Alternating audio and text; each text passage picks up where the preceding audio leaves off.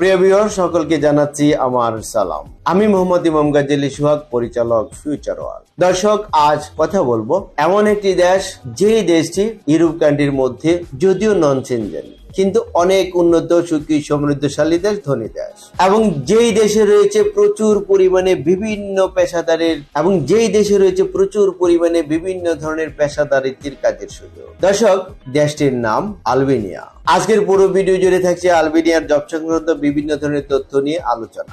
যারা আলবেনিয়া যাবেন, এই ভিডিওতে একটি লাইক দিয়ে ভিডিওটি দেখতে থাকুন এবং আমাদের সঙ্গেই থাকুন।